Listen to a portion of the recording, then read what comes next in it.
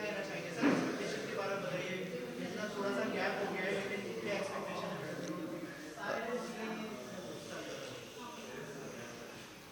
Art carnival की जो शुरुआत हुई थी पिछले साल, ये हमारा छठा आर्ट कार्निवल शो है। आर्ट कार्निवल का जो कंसेप्ट था वो वही है कि हमारे जो यंग एमर्जिंग आर्टिस्ट है कि उनको प्लेटफॉर्म मिले बहुत अफोर्डेबल चार्जेस में। अदरवाइज़ ऐसा होता है ना कि आर्टिस्ट जब अपने करियर की शुरुआत करते हैं शुरू के दिनों में, तो पूरा गैलरी बुक नहीं कर पाते हैं and they look for exhibitions in different cities. तो बॉम्बे आर्ट सोसाइटी का ये एफर्ट है कि यहाँ पे अलग अलग आर्टिस्ट को बहुत अफोर्डेबल रेट्स में आर्ट कार्निवल में पार्टिसिपेट करने को एक प्लेटफॉर्म देना चाहते थे। तो ये आर्ट कार्निवल को रिस्पांस अगर पिछले साल से देखा जाए तो हर एक आर्ट कार्निवल शो में चित्रकारों की संख्या बढ़ती जा रही है। ये हमारा छठा आर्ट कार्निवल है। पिछला लास्ट आर्ट कार्निवल शो हुआ था अप्रैल अभी 23 में, और बीच में मानसून था। नेचुरली हमने थोड़ा सा गैप भी दिया because in monsoon it becomes very difficult in the city like Mumbai to travel. So after April this is our sixth art carnival and इसमें 29 आर्टिस्ट पार्टिसिपेट कर रहे हैं पूरे इंडिया से।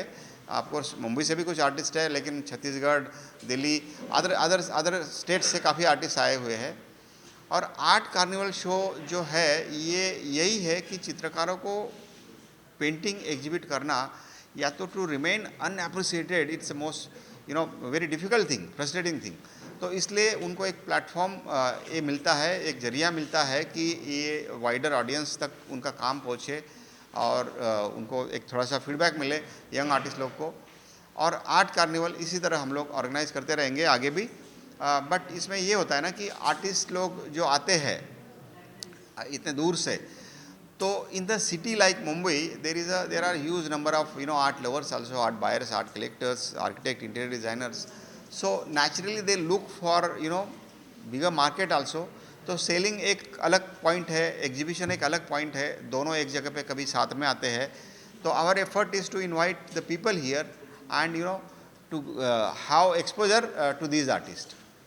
Also sir, I am sure बहुत सारी entries आती होगी, तो कैसे मतलब चुनाव करते हैं या फिर क्या प्रोसेस होता है, अगर उस बारे में कुछ बताएं कि इस आर्टिस्ट को जगह मिलनी चाहिए। देखिए, आर्ट कार्निवल का पार्टिसिपेशन का प्रोसेस हमने बहुत सिंपल रखा है because the society being the institution by virtue of our directive principles, we have to promote the art and artist.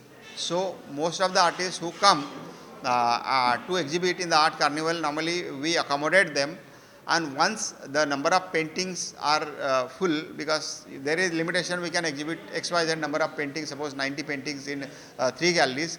Once that figure reached, we stop the art carnival process, participation process for that show, and then those two artists come later, then we recommend them to participate in the next art carnival show. It's like that. So artists should not feel frustrated. Artists should not feel that they are being rejected or something like that. So here the selection is not as such a stringent criteria. We are society is little lenient towards that front. So we accommodate each and every artist.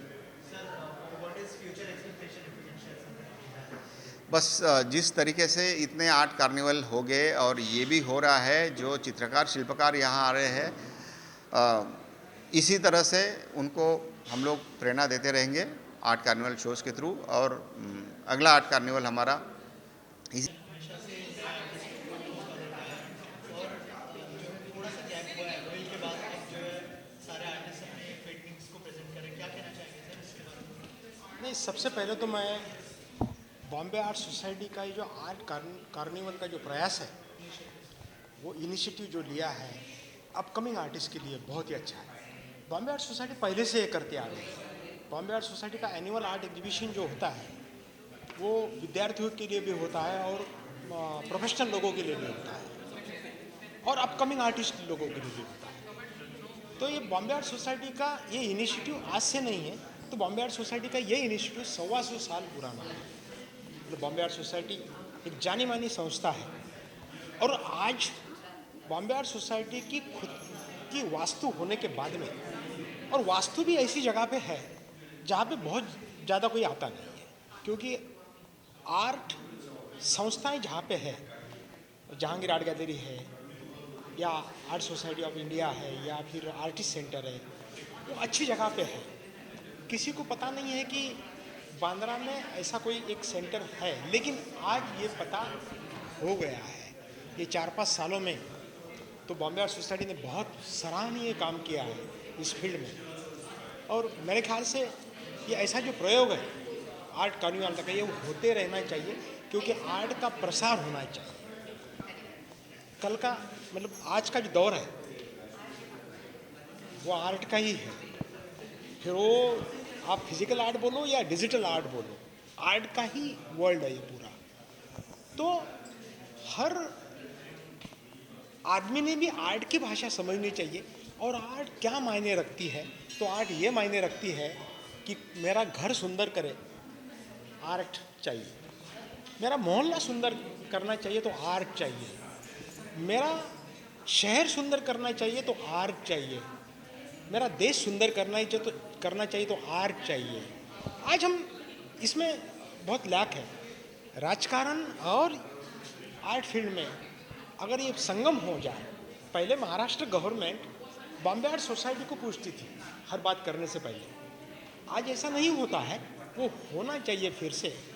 क्योंकि अगर हम बोलते हैं कि smart city होनी चाहिए, तो smart city होनी चाहिए तो क्या स्मार्ट सिटी मतलब क्या होता है कि ब्यूटीफुल सिटी जिसमें हाईटेक सिटी भी हो, टेक्नोलॉजी भी हो और आर्ट भी हो, वो दोनों का संगम हो। तो बॉम्बे आर्ट सोसाइटी का ये इनिशिएटिव इस माध्यम से जो है कि कला का प्रसार हो।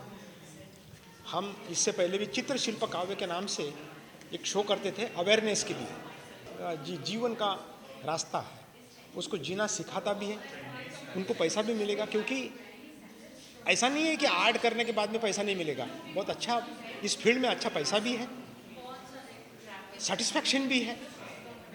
और जिसमें सेटिस्फैक्शन है, अगर मैं आर्टिस्ट हूँ तो उसको इमेजिनियर बनने की कोशिश करना चाहिए, नॉट इंजीनियर। तो एक बहुत अच्छा माध्यम है आर्ट। आप टेक्नोलॉजी को भी अडॉप्ट करो, आर्ट को भी अडॉप्ट करो। और मेरा तो यंगस्टर को यही बोलना है, जिनको आर्ट में इंटरेस्ट है उसमें मोशन का ख्याल रखना चाहिए, उसमें एक्टिंग का ख्याल रखना चाहिए, उसमें ड्राइंग का ख्याल रखना चाहिए, उसमें पेंटिंग का ख्याल रखना चाहिए, उसमें टेक्नोलॉजी का ख्याल रखना, सभी का ख्याल रखना चाहिए। तो आगे जाके उसको बहुत अच्छे चांसेस आर्ट फील्ड में है। एनिमेशन है, AR है, ऑगमेंटेड रियलिटी है, वर्चुअल रियलिटी है, 2D है, 3D है, 4D है, 9D तक है। तो पूरा जो मीडियम है आर्ट का, वो उनके लिए भी दरवाजे ओपन है। तो अपने दरवाजे को ओपन करो, अपने दिमाग के दरवाजे को ओपन करो, सब कुछ मिल जाएगा। यही मेरा कहना है। जी नमस्ते, मैं चैताली। मैं बिलासपुर छत्तीसगढ़ से हूँ। मुझे बहुत अच्छा लग रहा है कि बॉम्बे आर्ट सोसाइटी में मुझे फाइनली मुंबई में अपनी पेंटिंग्स एग्जिबिट करने का मौका मिला। और हम जो छोटे शहरों से होते हैं, हमें इतनी बड़े शहर में इतनी अच्छी जगह में मौका बहुत ही कॉस्टली मिलता है। तो इन्होंने ये हमारे लिए अफोर्डेबल रखा। तो मुझे बहुत अच्छा लग रहा है कि फाइनली मेरे आर्टवर्क्स जो डिज़र्व करते हैं यहाँ तक आना, फाइनली ये प्लेटफॉर्म मिल गया।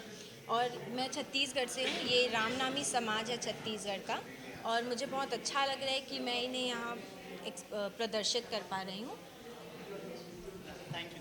सबसे पहले यहाँ पे जो पेंटिंग प्रेजेंट की है उसके बारे में कुछ बताइए, और जो बॉम्बे आर्ट सोसाइटी ने जो मौका दिया है। I think it's a very good platform for emerging artists because इस हद पे it is like for emerging artists ऐसा इतना बड़ा platform मिलना बहुत मुश्किल है, and it's a very good initiative I think. Thank you so much.